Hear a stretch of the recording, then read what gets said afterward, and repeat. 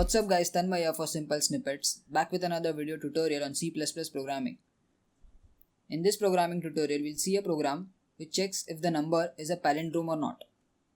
So what exactly is a palindrome number? Let's go ahead and check the program. So a number is said to be palindrome if it is written in reverse and it is equal to the original value. So by this I mean the number 121, if written from right to left, will also be equal to 121. But the number 123, if written from right to left, will be equal to 321. So this is not equal to the original number, right? So that is what palindrome means, wherein the reverse of that string or number is equal to the original number. So we need to take a number from the user and we need to check the palindrome condition. So let's just take an input from user first. I'll write cout, enter a number to check if it's palindrome or not. Now I'm going to create few variables and I'll tell you what each of the variable will do. Okay, so I've created 4 different variables and each of them have a specific task and we'll see how they work. First, let's take a input in the variable num from the user. Now suppose the user enters the value as 121. In order to reverse it, we need each of its digits separately. So we need 1 separately, then we need 2 and then again 1, and we need to combine it in a reverse way to get the final answer. So the final answer will be stored in the rev variable, that is reverse variable. The digit variable will take single digits when we split the number, and the n will hold the original number as temporary value. So let me just go ahead and type in the code and you'll understand what I'm saying. So the condition here is while num not equal to 0. Now why the condition is not equal to 0 is I'll explain you as we write the code. The first line I'll write digit is equal to num mod 10. So let's say we entered num as 121. So here digit value would be equal to 1, because when we do 121 mod 10,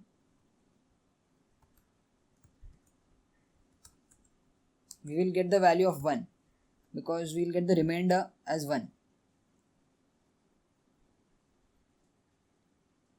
On the next line, I'll write reverse variable is equal to reverse into 10 plus digit variable. So for the first time, the reverse, since we have initialized it to 0, the reverse variable value would be 0 star 10 plus the digit variable which we just got the value of 1. So the final answer would be 1.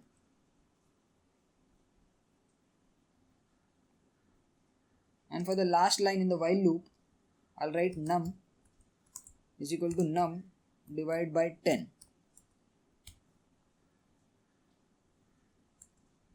So the num value now would be 121 divided by 10, which will not give us a floating point number because it is an integer variable. So this would give us the value of 12. So this happened in the first step. So what happens in the next iteration? So for the next iteration, it will check whether the num is not equal to 0. So currently we know after the first step, num value is 12, which is not equal to 0, hence this condition is true. So again the loop will be executed. So this time the digit would be 12 mod 10, because the new num value is 12, so 12 mod 10, So the digit would be 2. The new REV value would be REV is equal to 1 star 10, that is 1 multiplied by 10, because the previous value of REV was updated to 1.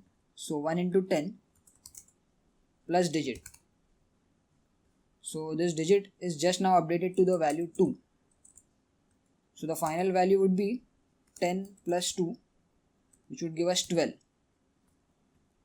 And the new num value after num divided by 10 would be num is equal to num divided by 12, which is equals to divided by 10, which is equal to 12 divided by 10, which would give us the value 1. So this is the result of second iteration. We got digit as 2, we got the reverse value as 12, and we got the num value as 1. Now again it will check whether the num is not equal to 0, and since num value is 1, which is not equal to 0, this condition becomes true, and one more time the loop will be executed, and here again we'll get some new values for digit. The reverse would be 121, and this num value will now become 0,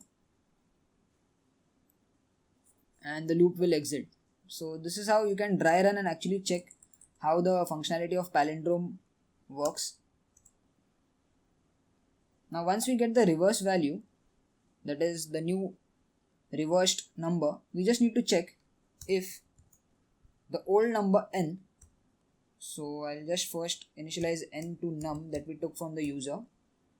So old value n equal to the new reverse value, and if this is true, we just need to print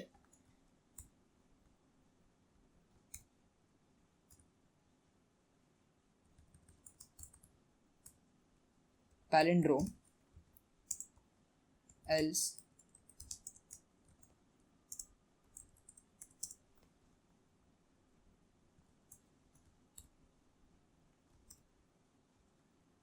not palindrome.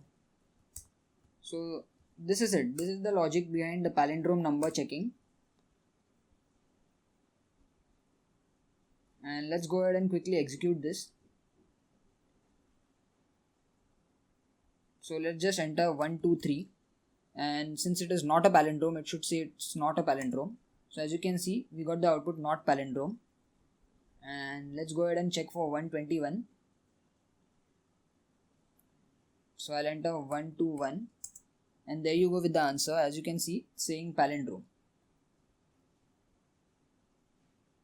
So these 3 lines are the logic behind calculation of a palindrome number.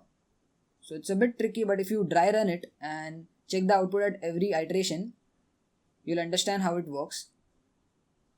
So if you like this video, give it a thumbs up and share it with your friends. Also, don't forget to subscribe to our channel so that you get notified when you upload the next video. Peace.